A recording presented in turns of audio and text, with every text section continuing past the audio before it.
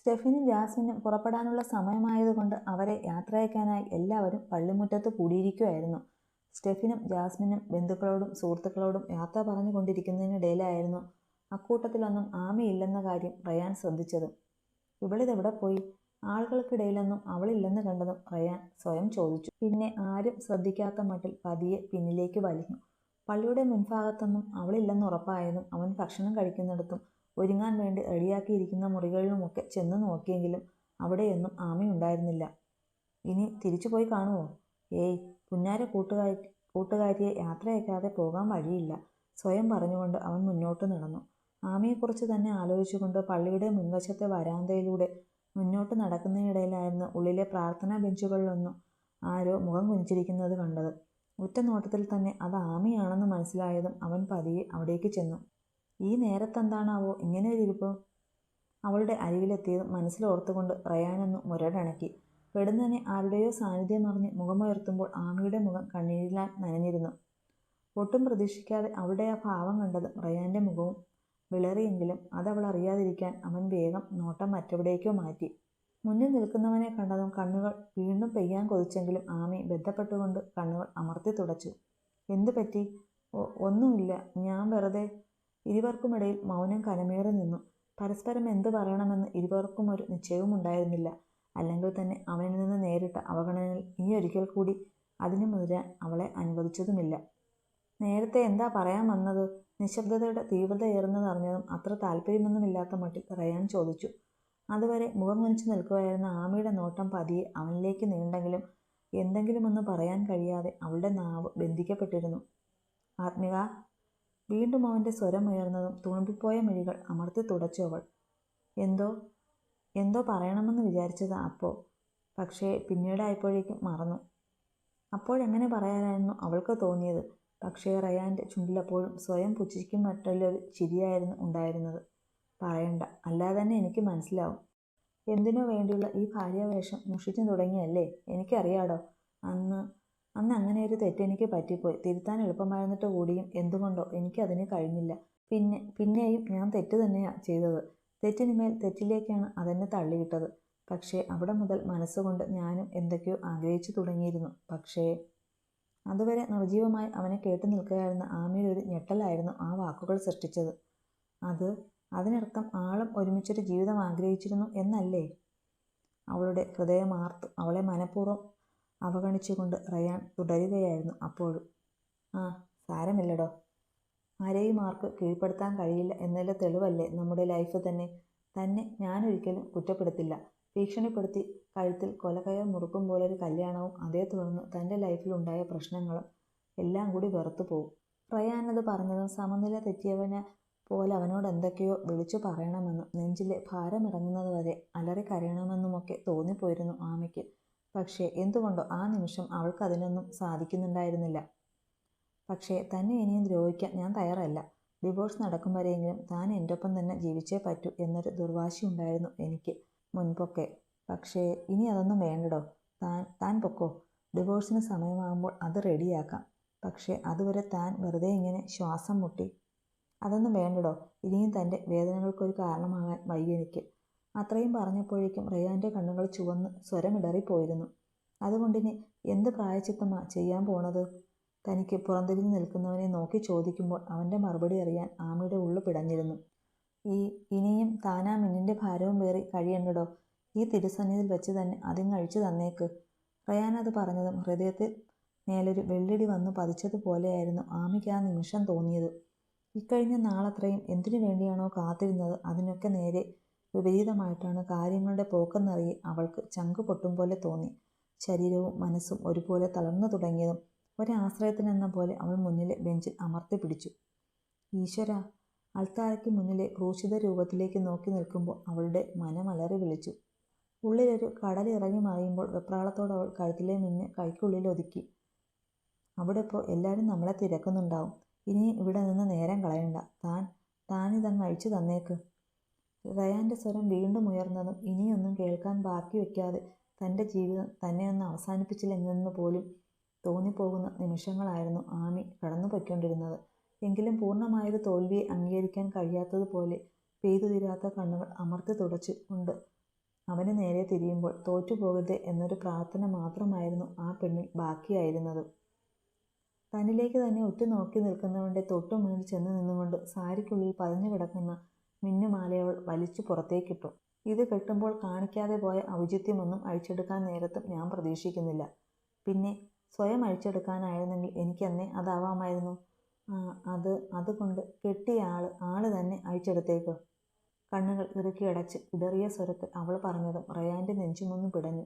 അവളെ മോചിപ്പിക്കാൻ വേണ്ടി ആ മിന്ന ആവശ്യപ്പെട്ടെങ്കിലും അത് അവളിൽ നിന്ന് മലർത്തിയെടുക്കാനുള്ള കരുത്ത് തൻ്റെ കരങ്ങൾക്കുണ്ടോ എന്നവൻ സ്വയം ചോദിച്ചു പോയിരുന്നു.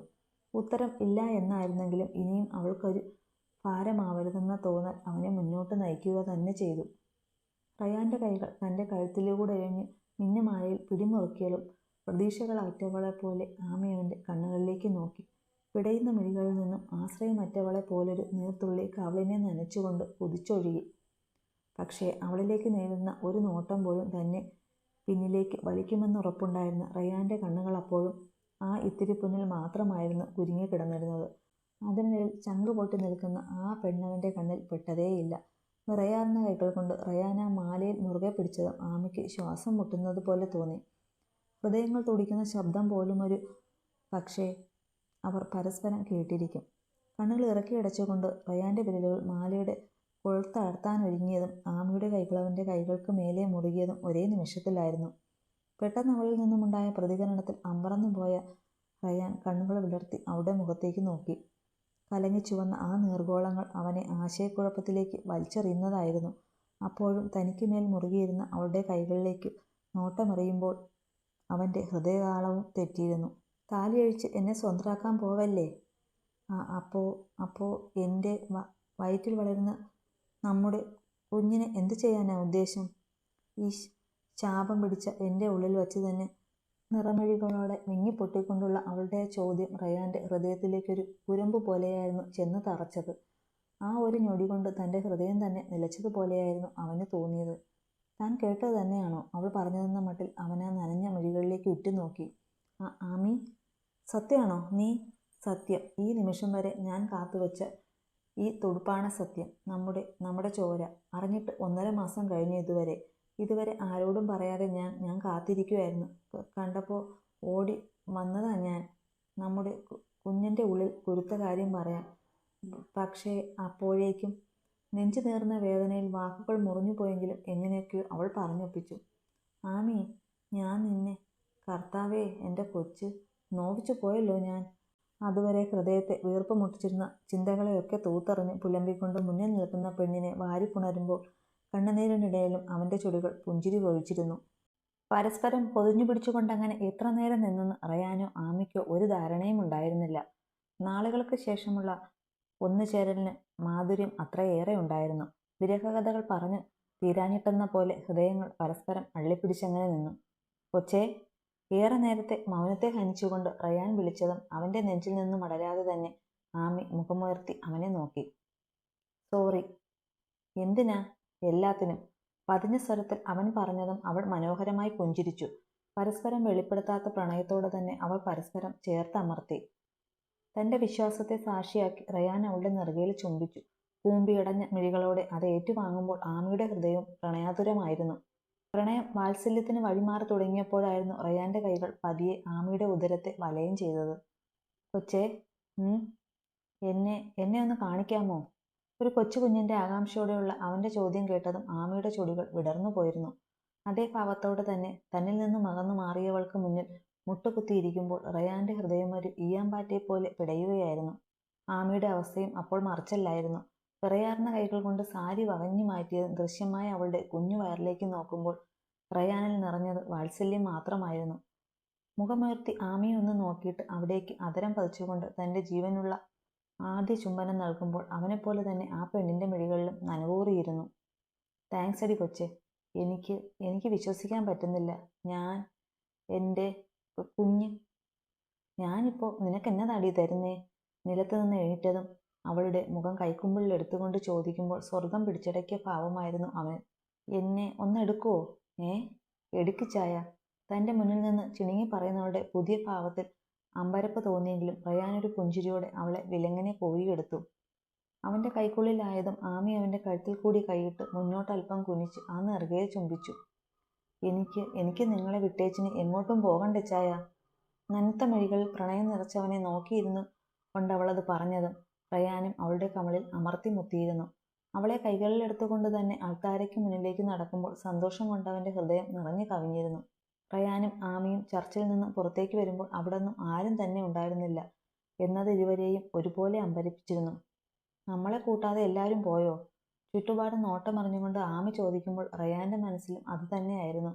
പക്ഷേ ഇന്നൊരു ദിവസം കൊണ്ട് തനിക്ക് വന്നു ചേർന്ന സന്തോഷങ്ങൾക്കിടയിൽ അതേക്കുറിച്ചൊന്നും കൂടുതൽ ചിന്തിക്കാൻ അവന് തോന്നിയതേയില്ല. പോയവരൊക്കെ പോട്ടെ, നീ വാ കൊച്ചേ, നമുക്കിവിടെ ഇരുന്ന് ഇച്ചിരി കൊച്ചു വർത്തമാനമൊക്കെ പറഞ്ഞേച്ച് പയ്യെ പോകാം. പറഞ്ഞിട്ട് തൻ്റെ കൈയും പിടിച്ച് മുന്നോട്ട് നടക്കുന്നവനെ അനുഗമിക്കുമ്പോൾ ആമിയിലും നിറഞ്ഞ പുഞ്ചിരിയായിരുന്നു. അവർ നേരെ പോയത് ആദ്യകാലങ്ങളിൽ പള്ളിമുറ്റത്തേക്ക് കയറി വരാൻ ഉപയോഗിച്ചിരുന്ന നൂറ്റാണ്ടുകൾ പഴക്കമുള്ള കൽപ്പടവുകളിലേക്കരികിലേക്കായിരുന്നു. ഇരിയടി പെണ്ണെ. തണൽ നോക്കി പടവുകളിലൊന്നിലേക്ക് ഇരുന്നതും റയാൻ അവളെ പിടിച്ച് തൻ്റെ അരികിലേക്ക് ഇരുത്തി. പടവുകൾക്ക് ഇരുവശത്തുമായി നട്ടുപിടിപ്പിച്ച വെള്ള നിറമുള്ള ബോഗൻവില്ല ചെടികളെ നോക്കിക്കൊണ്ട് ആമയും അവൻ്റെ തോളിലേക്ക് ചാഞ്ഞിരുന്നു.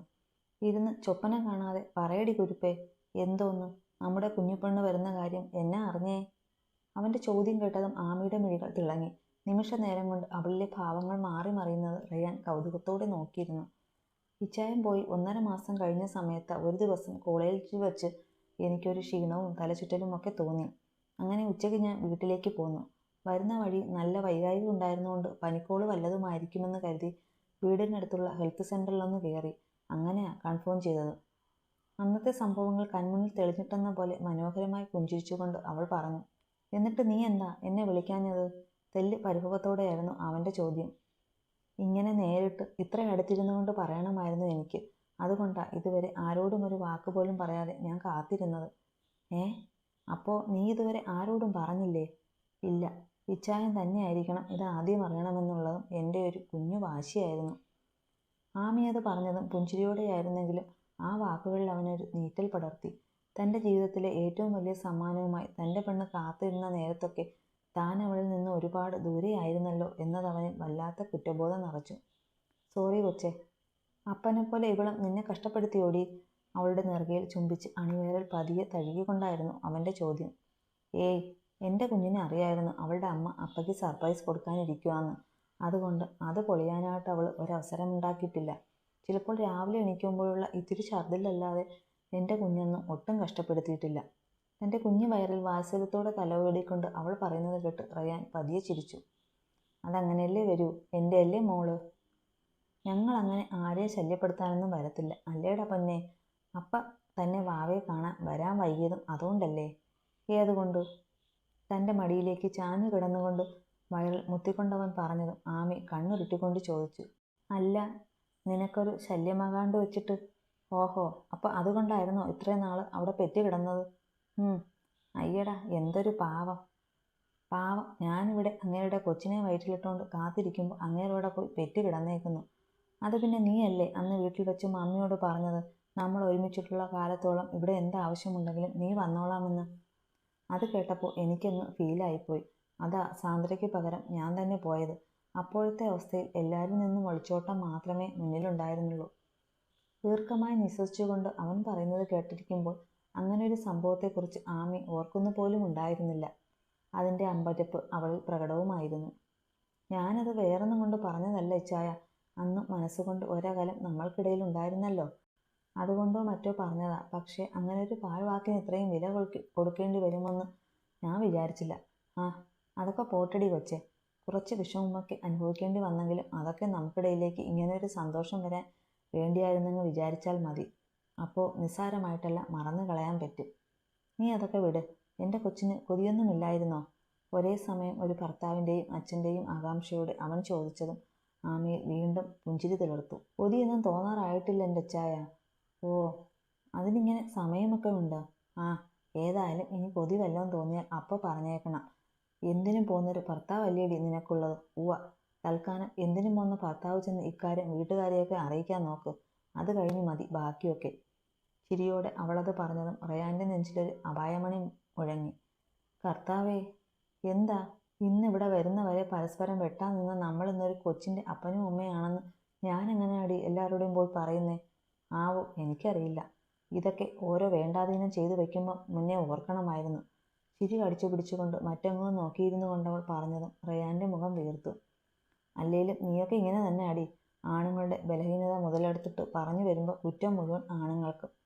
റയാൻ പരിഭവത്തോടെ പറഞ്ഞതും ആമിക്ക് ചിരി പൊട്ടിയിരുന്നു. അയ്യേ, ഈ ഇച്ചായൻ! തൻ്റെ കവളിൽ കുറുമ്പോടെ നുള്ളി പൊട്ടിച്ചിരിക്കുന്നവളെ നോക്കിയിരിക്കുമ്പോൾ അവളുടെ പുഞ്ചിരിയുടെ ശോഭ അവനിലും ഒരു ചിരിയായി പടർന്നിരുന്നു.